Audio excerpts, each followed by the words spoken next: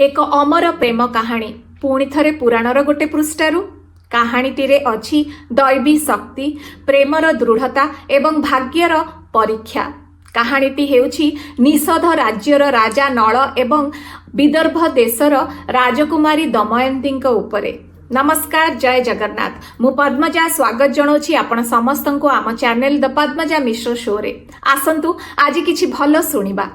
निषद राज्यर राजा नल देखिबाकू जेमिति सुंदर थिले सेहीपरि अति सुंदर घोड़ा चालना भी करुथिले। आउ आरपटे विदर्भ राज्यर राजकुमारी दमयंतीଙ୍କର गुण एवं रूपर चर्चा दिग दिगंतरे व्यापी थिला।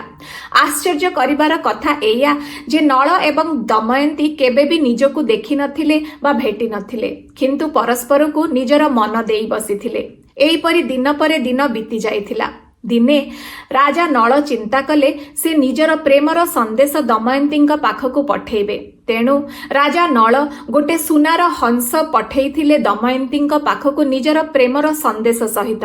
हाउ दमयंती सांगे सांग तांकर प्रेमर प्रस्ताव को ग्रहण करथिले।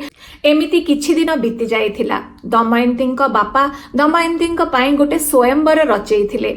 आउ स्वयंवर कथा सुनी राजा नल भारी खुशी हो जाइथिले। आउ बाहरी थिले निजे स्वयंवर रे जोग देबा पई।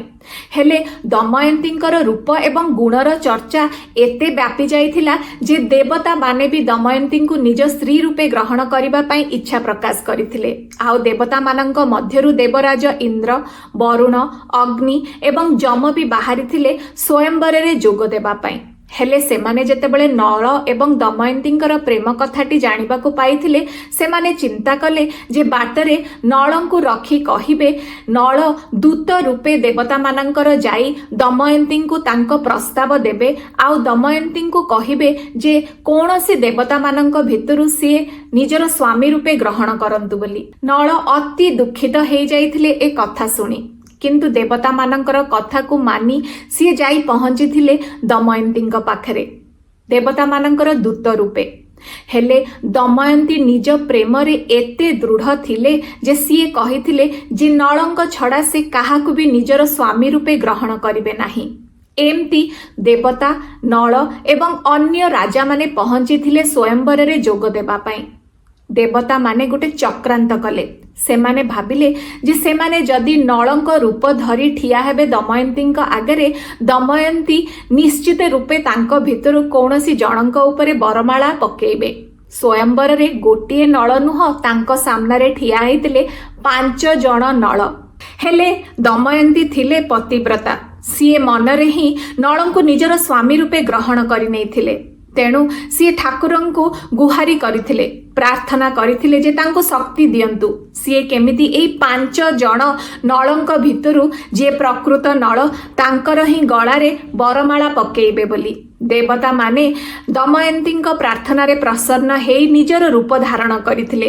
देवता मानंकर छाई पडु नथिला, आखि पलक पडु नथिला, तांको पाद भूई रे लागु नथिला। एथिरु दमयंती चिन्हट करि पारिथिले प्रकृत नलंकु एवं बरमाला पकेइथिले नलंक उपरे। एहीपरि भावे अति भलरे बाहाघर होई जाइथिला नल एवं दमयंतीଙ୍କର।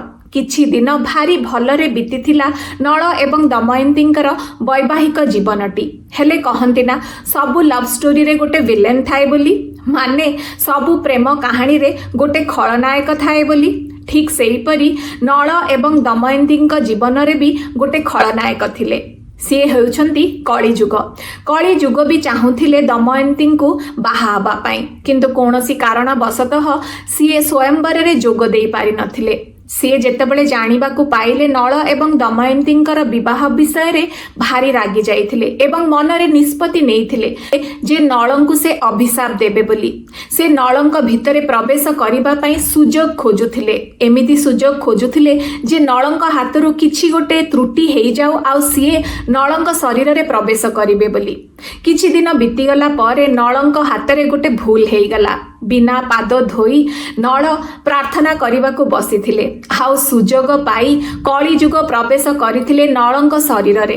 कली जुग प्रवेश कला परे नलंकर प्रकृति खराब हबाकू लागिला। से जुआ खेल रे माती गले। एते जुआ खेल रे मातिले जे धीरे धीरे निजर सबु धन संपत्ति से हरेबाकू बसिले। ନଳ ତାଙ୍କର ଭାଇ ପୁଷ୍କରଙ୍କ ସହିତ ଜୁଆ ଖେଳରେ ନିଜର ସମସ୍ତ ଧନ ସମ୍ପତ୍ତି ଏବଂ ନିଜର ରାଜ୍ୟ ବି ହରେଇ ବସିଲେ। ପୁଷ୍କରଙ୍କ ପାଖରେ ନିଜର ରାଜ୍ୟକୁ ହରେଇଲା ପରେ ନଳ ଏବଂ ଦମୟନ୍ତୀ ଚାଲି ଯାଇଥିଲେ ରାଜ୍ୟ ଛାଡ଼ି ଜଙ୍ଗଲକୁ।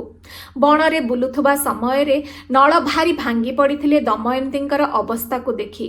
ସେ ଭାବିଥିଲେ ଯେ ଯଦି ସେ ଦମୟନ୍ତୀଙ୍କୁ ଛାଡ଼ି ଚାଲିଯିବେ ତେବେ ଦମୟନ୍ତୀ ନିଶ୍ଚିତ ରୂପେ ଯାଇ ନିଜ ବାପାଙ୍କ ରାଜ୍ୟରେ ପହଞ୍ଚିବେ ଆଉ ଭଲରେ ଜୀବନଯାପନ କରିବେ ବୋଲି।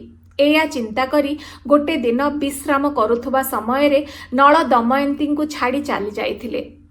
ନିଦ୍ରା ଭଙ୍ଗ ହେଲା ପରେ ଯେତେବେଳେ ଦମୟନ୍ତୀ ନିଜ ଆଖପାଖରେ ନଳଙ୍କୁ ପାଇନଥିଲେ ସେ ଭାରି ବ୍ୟସ୍ତ ହୋଇ ପଡ଼ିଥିଲେ ଆଉ ଚାରିଆଡ଼େ ଖୋଜି ବୁଲିଥିଲେ କିନ୍ତୁ ନଳଙ୍କୁ ପାଇନଥିଲେ। ଏମିତି ଖୋଜି ଖୋଜି ଦମୟନ୍ତୀ ଯାଇ ପହଞ୍ଚିଥିଲେ ନିଜ ବାପାଙ୍କ ରାଜ୍ୟରେ। ଆଉ ଭିତରେ ନଳ ଜଙ୍ଗଲରେ ବୁଲୁଥିବା ସମୟରେ ତାଙ୍କର ସାମ୍ନା ହେଇଥିଲା ନାଗରାଜ କର୍କଟକଙ୍କ ସହିତ। ନଳ ନାଗରାଜ କର୍କଟକଙ୍କୁ ନିଆଁରୁ ବଞ୍ଚେଇଥିଲେ। କର୍କଟକ ଜାଣିପାରିଥିଲେ ଯେ ନଳଙ୍କ ଶରୀରରେ କଳିଯୁଗ ପ୍ରବେଶ କରିଛନ୍ତି ଆଉ ସେଇଥିରୁ ତାଙ୍କୁ ରକ୍ଷା କରିବା ପାଇଁ କର୍କଟକ ନଳଙ୍କୁ କାମୁଡ଼ି ଦେଇଥିଲେ। କର୍କଟକଙ୍କ କାମୁଡ଼ା ଦ୍ୱାରା ନଳ ପରିଣତ ହେଇଥିଲେ ବାହୁକ ରୂପୀ ଗୋଟେ ବାମନ ରୂପରେ। ଭିତରେ ଦମୟନ୍ତୀ ନିଜର ବାପାଙ୍କ ରାଜ୍ୟରେ ଥିବା ସମୟରେ ଗୋଟେ ଚିନ୍ତା କଲେ।